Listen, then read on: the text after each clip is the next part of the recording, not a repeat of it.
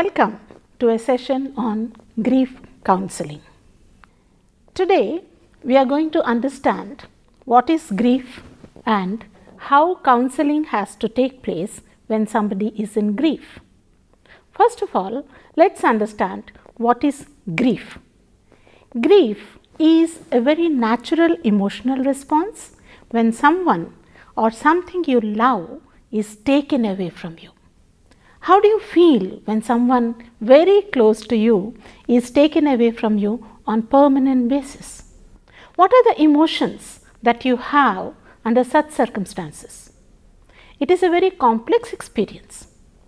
The emotions that you have are sadness, anger, helplessness and hopelessness. A combination of all these is found when somebody is grieving. You are sad because someone very close to you is gone.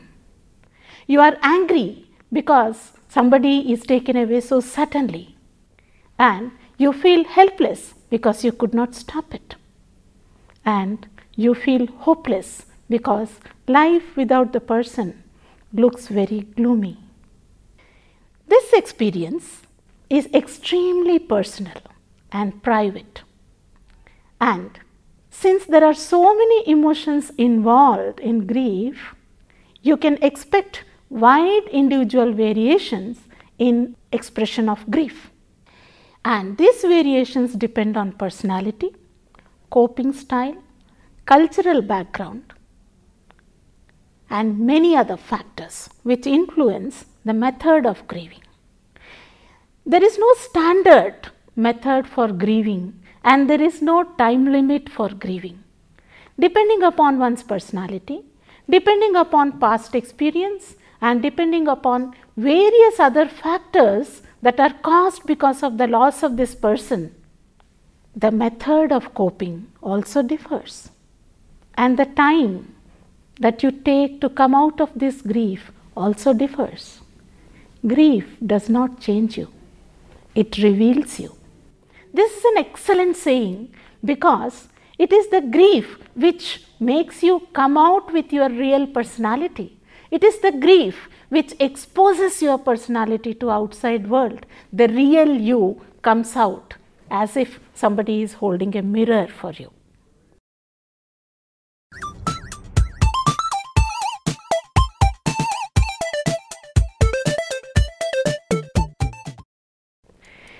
Now, let us understand the myths about grief.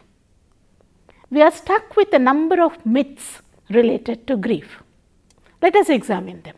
First, there is an assumption that the pain is gone if you have ignored it. This assumption is as much true as the assumption that the healing is faster if you break your bone. This is a myth. The pain never goes and it is impossible to ignore the pain. And the second grief is one has to be strong to fight the grief and one should not express grief.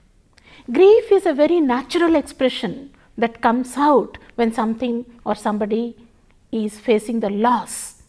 So, the natural expression cannot be stopped or it should not be camouflaged by putting an exterior of being strong.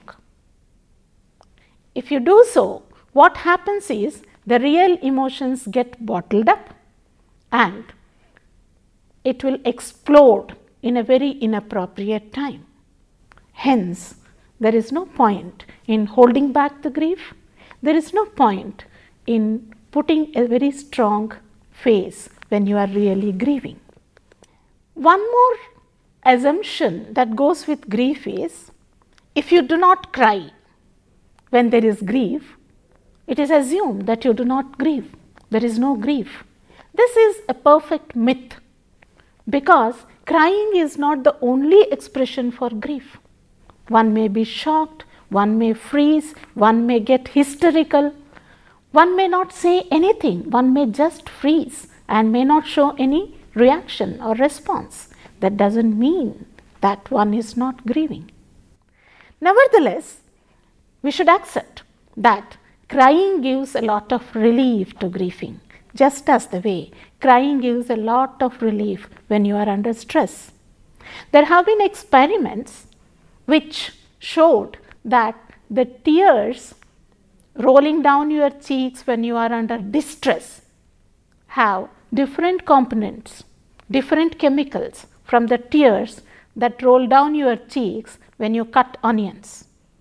And it was experimentally proved that the sample of tears collected when somebody cuts onion and the sample of tears collected when somebody is really crying, distress crying, the second sample had some protein components which was absent in case of onion cutting tears.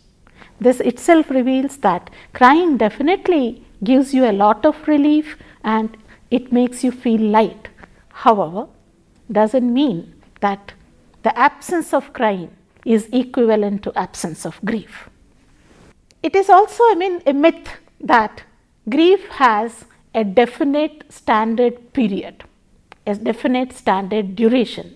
Some people say it is 3 weeks, some people say it is 1 month, but you cannot have a standard period for grieving. For some, it may take 3 weeks, for some, it may take 1 month, and for some others, it may take more than that. However, if one is continuing to be under grief for more than a month, perhaps this is an indication that some psychological intervention is necessary. I will not say do not weep, for not all tears are an evil. You should weep. Not all tears are evil. There is no restriction on weeping, but at the same time, this should not be understood as if no crying is no grief.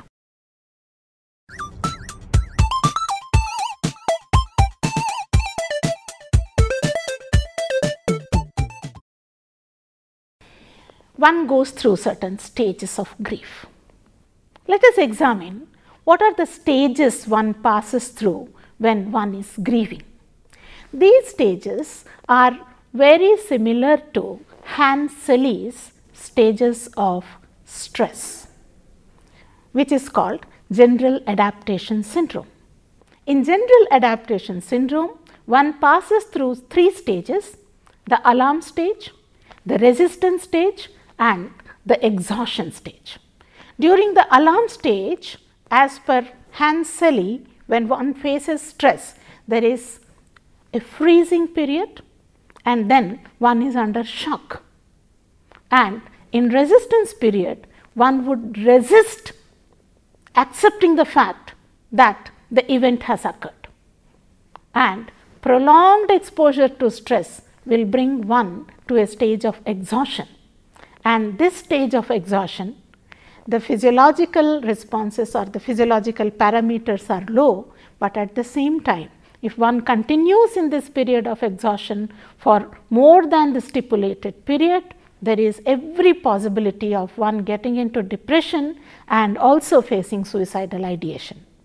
Very similar to these 3 stages of general adaptation syndrome, as pointed out by Hans Selye, we have different stages in grief. The first stage is denial. The minute you come to know that somebody very close to you is no more, there is a denial. You don't want to accept the fact that the person is no more. And then once it sinks in, you enter into what is called the phase of anger. You are angry. You are angry with whom? You don't know. Sometimes you are angry with God, sometimes you are angry with yourself, and sometimes you are angry with the treating doctors, sometimes you are angry with the medical science itself for not protecting or preserving or saving the person who is very close to you. And this anger turned outward, perhaps you will be expressing your anger by being very aggressive with the person, with the target person. And sometimes when the anger turns inward, you will punish yourself for losing the person. And in the third stage, you come to a bargaining. Bargaining with whom? You start bargaining with God. If only you give me back this person, then I will do this, this, this, or I will not do this, this and this. And this bargaining also may not work because the inevitable has occurred. What next? The next thing is you get into depression.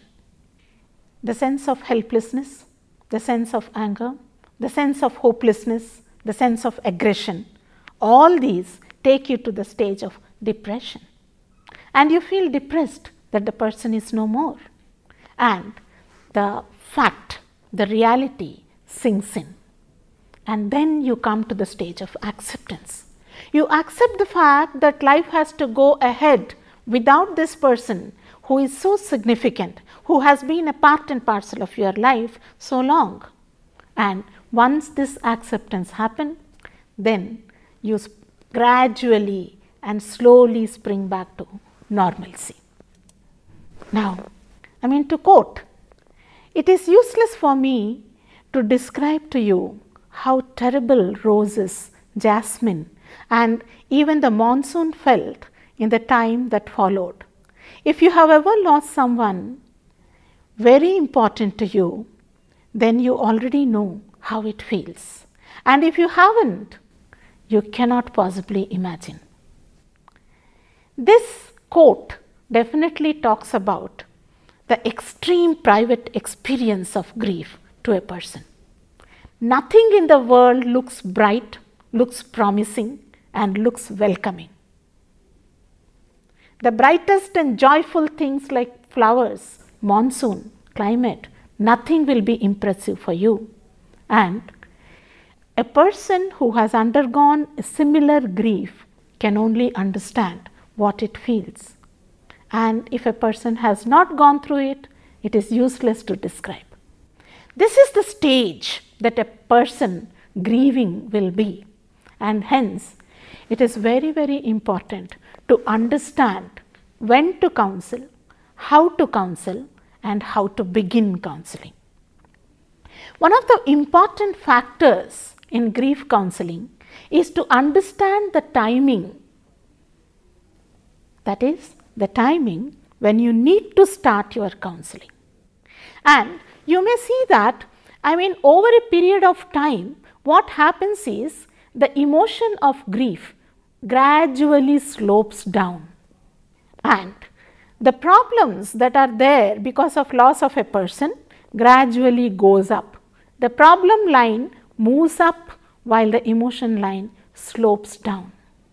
When one is under the peak of emotions, there is no point starting your counseling at that point of time, because the cognition doesn't function, the motivation is not there, and the person does not have the receptivity to accept, to understand, and to comprehend what you are talking. And hence, counseling during that time would be futile. Counseling should start at a point of intersection when the problem is gradually going up and the emotion has come down to a level where it is no more disrupting the cognition. That is what is called the point of intersection.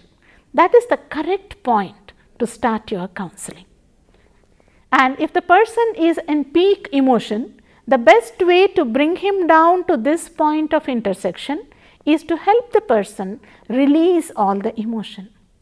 It may be anger, it may be sadness, it may be grief, it may be helplessness. Stimulate the person sufficiently so that the person ventilates. Once again, I would like to say that the slope of emotion curve is highly subjective. For one person, the slope may come very faster. For yet another person, the slope may come very late and it may never touch the minimum, like what you see in this figure.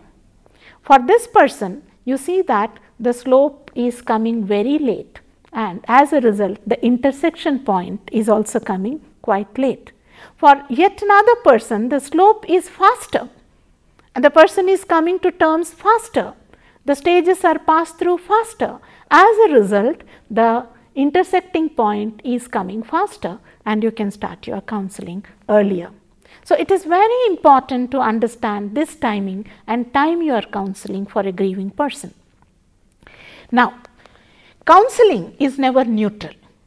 Counseling either benefits the person or it harms the person. But there is no counseling which says that, I have given this counseling, either it works or it does not work, but it does not harm. I would like to tell that one wrong word, one wrong non-verbal communication is sufficient to disrupt the whole thing and cause a damage. Just as the way a wrong move or a wrong cut from the surgeon is going to harm an organ permanently, in the same way, one wrong move from a counselor is going to cause enormous damage to the grieving person. Hence, counseling should be taken up by a person who is trained and who is professional. Now, after understanding the timing of counseling, it is very important for us to understand what type of counseling would suit what type of symptoms.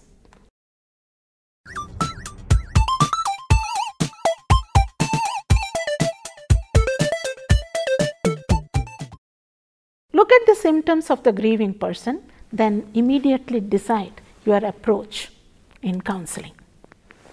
You may encounter a person undergoing grief who is in shock and disbelief. The person is not able to accept the fact and the loss is too sudden. The person is not prepared to accept it. There is denial, there is resistance. Under such circumstances, the first and foremost step to be taken up by a counselor is to allow a free emotional ventilation. Allow the grieving person to ventilate, stimulate the person, talk to the person, encourage the individual to talk, and once he ventilates, the emotion curve comes down. And you will be helping the emotion curve to come down, and when it comes down, then you are helping the person to understand and look at the whole thing from a different perspective. There may be sadness. The person may undergo terrible sadness and feel that what I have lost is irreparable and life has nothing else for me. I have nothing to look forward in life. While this is a temporary emotional situation, emotional state of the human being, that is not the fact. Life will go on even after the person is lost. So, what is needed to be done to a person who is undergoing extreme sadness is a reorientation. Helping the person look at the whole event or whole situation, whole circumstances from a different perspective. Look at it from a different angle and give a different meaning to what is lost and what has to be done. Not only in terms of past, but also in terms of future. What has to be done now? This is the reality. What is to be done now? What should be the next step? So, this reorientation should come with proper counseling. The third aspect that you may have, which again is very natural because of the close interpersonal relation that we share with each other, is guilt. When you lose somebody, only then, more often than not, we understand the significance, importance of that person. As long as the person is there, we may not understand the importance of this person. So, once the person is no more, this may induce lot of guilt. I should have done when he was still alive. I should not have done this. I should have done this. So, there is a sort of balancing act which happens at a covert level for the surviving human being, for a grieving human being. So, the person will be caught with a sense of guilt for what has been done or what has not been done earlier. The role of a counselor here is to bring to the perception of this person, the opportunities missed and the opportunities ahead, the new opportunities. Yes, I have not done what I should have done when the person was alive. Many people regret that when the person was alive, I never let the person know how much I love him or how much I love her. Fine. That is not repairable now. You can't undo it now. What can be done is what you should do now for the person who is no more, in memory of the person who is no more, to make the person's loss remembered by everyone in a very meaningful way. One of the ways of doing it is convincing this person ridden with guilt about organ donation. Organ donation is a definite way of helping the person come out of the guilt, because the person who is no more, the person who is not physically alive, the physical organs can be useful in making somebody else survive who otherwise would have been dead today. So, if the person is no more, the same person can be alive in 5 or 6 or 8 more individuals who otherwise would have lost life. So, in order to wash away the guilt, organ donation is one of the methods through which you are making the person live even after the person is dead. So, your reorientation or cognitive restructuring should start with this sort of counseling. Sometimes when you go for counseling to the family members of the brain dead person or a person who is no more, there may be anger. Any suggestion that the organs of this brain dead person who is a relative or who is a family member or closely associated with the surviving person, the very suggestion of donating organ may anger the family member. And this anger may be expressed in terms of very sharp words or accusations. One should understand this as an expression of helplessness rather than as anger, and you should not, as a counselor, you should not allow these words of anger to touch your self-esteem. That cannot dent your self-esteem. This would be possible only if you empathize with this person who is coming to terms with the fact that it is inevitable to lose a person who is already brain dead. It is inevitable to accept the fact that the person is not going to survive. So, such angry words may elicit some reaction on your part. However, what is very essential at this point of time is empathizing with the person and restraining your reaction. Allow the person to ventilate. Let the person be angry. Once the person releases all the anger, he or she is ready to listen to what you are saying.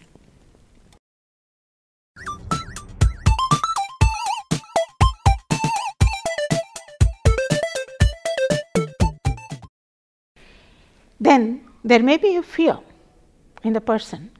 What if I donate the organs? There may be religious repercussions. There may be some reactions from the community. There may be reactions from other family members, and I don't know. I am really at a loss. I am ignorant about whether to donate the organs or not. So, there may be a number of fears, most of which may be irrational fear. And at this point of time, cognitive restructuring is very important. All the fears that the person expresses must be addressed with due respect. It may be irrational, it may have some religious connotations, but with the information that you have, with the knowledge base that you have, it is very important that all the fears are dissipated so that the person will start thinking afresh and there is some room for understanding your point of view by the survivor. Now, when grief is normal, then counseling can be normal. The approach can be decided. But there is a possibility that grief is complicated too. Without you in my arms, I feel an emptiness in my soul. I find myself searching the crowds for your face. I know it's an impossibility, but I cannot help myself. Look at the irrational method of accepting that you are no more, yet I want to search for you. This is something which reflects the complicated grief of a person. I know that you are no more, and yet I am searching for you in the crowd. I know that you are not there, but yet I am waiting to listen to your voice. This is complicating the grief. Now, there are certain symptoms and signs which will talk about the complicated grief. When the person is intensely longing for the dead person, then that is one signal that grief is getting complicated. And when intrusive thoughts and images of the dead person is disrupting the daily activities, not allowing you to carry on with your day-to-day life, then that is an indication that grief is getting complicated. When the survivor is denying the death of the person and continues to believe that the person is still alive somewhere and one day he is going to come back, then that is enough indication that grief is complicated. Searching for this person in familiar places, or expression of extreme anger and bitterness on people around you, or when the person feels that the purpose of life is lost and the survivor is having suicidal ideation, these are indications that grief is complex and complicated.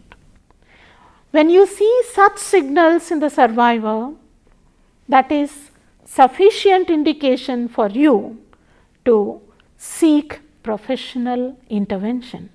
Approach a psychologist and see to it that the survivor has some professional intervention so that he comes out of the grief and he knows how to handle the grief and cope with the loss in a better way.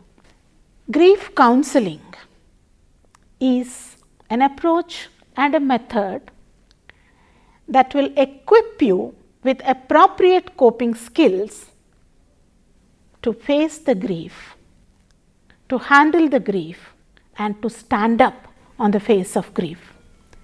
Grief can be a burden, but also it is an anchor.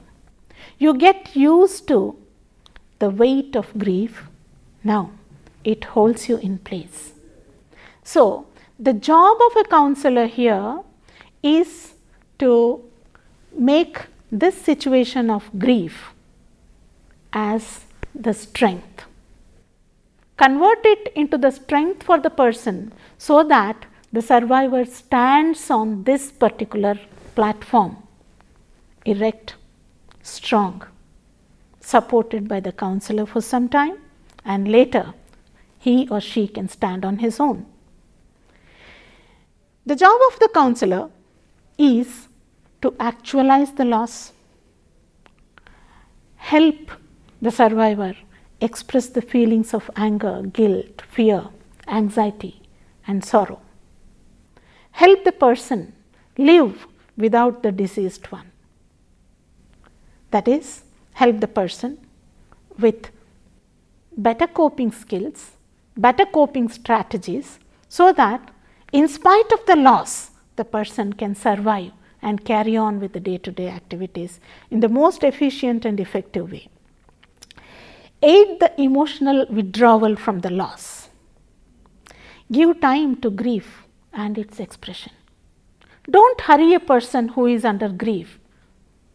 This is going to set a time limit. But the fact is, grief doesn't have a time limit. You will only help the person to cross the river of grief by equipping the person to ventilate the emotion and go on with the day-to-day activities. It is very important for everybody around the grieving person to assess the normal grief and pathological grief and distinguish between the two. When you see that the grief is normal, the signals are normal, fine, be a support to the person. When you see that the signals are not normal and grief is complicated and it is going into a pathological line, then definitely seek professional intervention. Explore defenses and coping mechanism which is best suited depending upon the individual differences, and in the assess for proper referrals. It is very important that a grieving person gets an intervention through cognitive distraction. There are different methods through which you can help the person to get over the grief, and these methods are to distract the person cognitively. In other words, you will have to make the person concentrate on something else so that the person does not indulge in grieving and does not get deeper and deeper into the grief.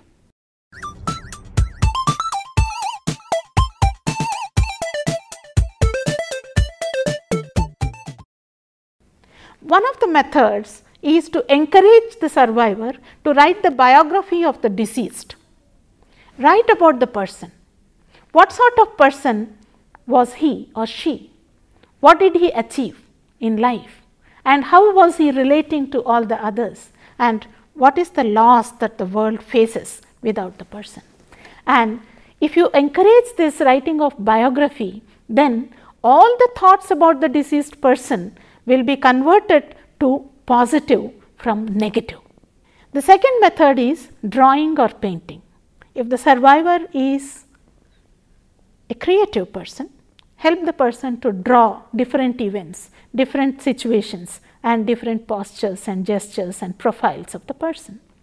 Then if the person every day is coming with one type of emotion, today the person is feeling guilt, tomorrow hopelessness, day after he feels very sad, and the next day he feels very angry. The emotions are complex, complicated and is getting totally mixed up. Encourage the person to write a diary. Let the person have a diary where the unedited version of all the emotions and thoughts about the deceased person are recorded for his own benefit. This is very useful particularly for the survivor who is an introvert and who does not express himself very freely in front of a counselor or any other confidant. Construction of memory books. You can involve a number of people associated with the deceased person and each one can write a page on the deceased person. This is going to talk about the equation that the deceased person had with all the people who mattered a lot for him or her, and this will give a lot of sense of relief for the survivor who is grieving. Creating a photo gallery.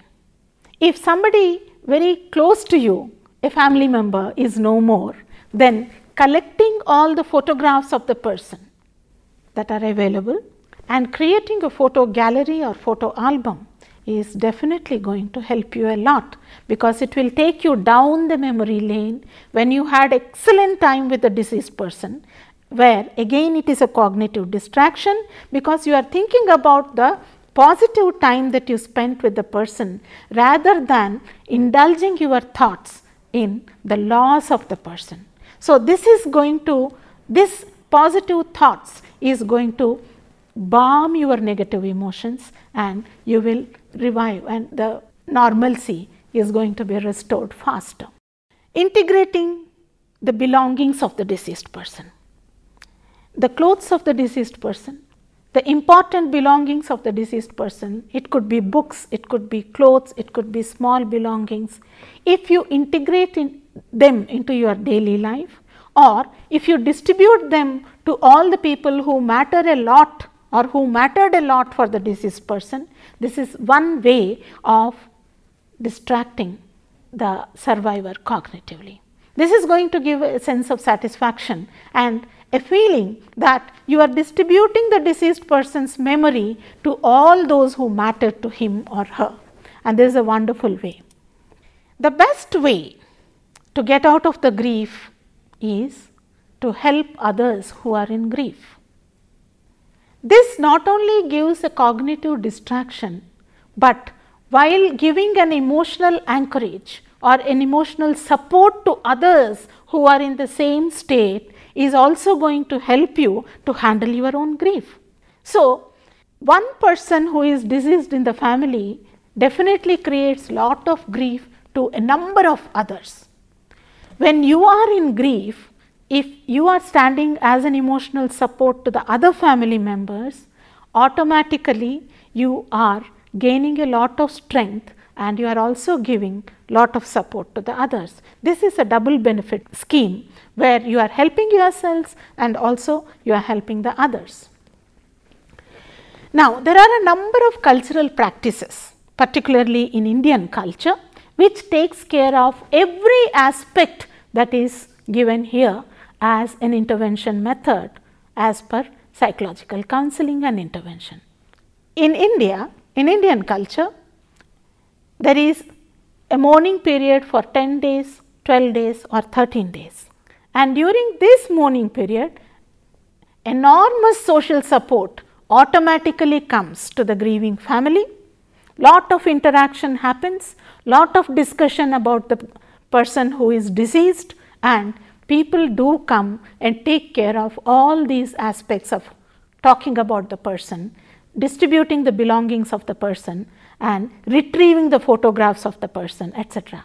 The only thing is you have to organize this in a better way so that it remains permanently and it will create positive memory of the person who is no more. They say time heals all wounds, but that presumes that the source of grief is finite, but the source of grief in fact is infinite. So, the final solace to the grief or the grieving person is, don't grieve. Anything you lose comes round in another form. Once again, when you want to make organ donation the reality, the fact that has to be driven in is you grieve for the lost person, but what you lost in the person comes back in another form as giving life to those who are struggling with their life. Donate this organ and the person who is no more is coming back to you, coming around in the form of few others who are waiting for organ donation. Thank you.